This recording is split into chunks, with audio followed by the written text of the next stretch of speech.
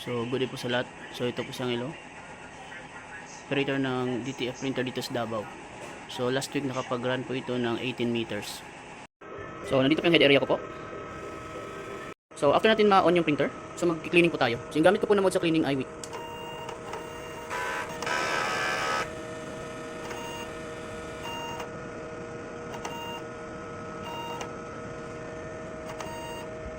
So after natin mag-cleaning, magte-test po tayo ng nozzle.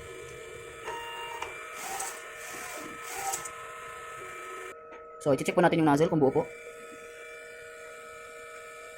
So pag buo na po yung nozzle, pwede na po tayo mag-start sa printing. So nandito po yung waste tank ko. So nasa 1 quart pa lang po yung laman.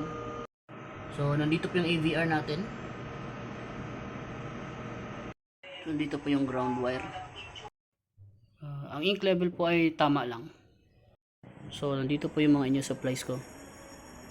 So last week nakakonsume ako ng isang bote ng white ink, DTF powder, at cleaning solution po.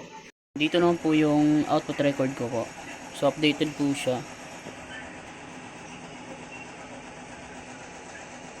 So dito naman po yung maintenance checklist ko po. So updated po siya.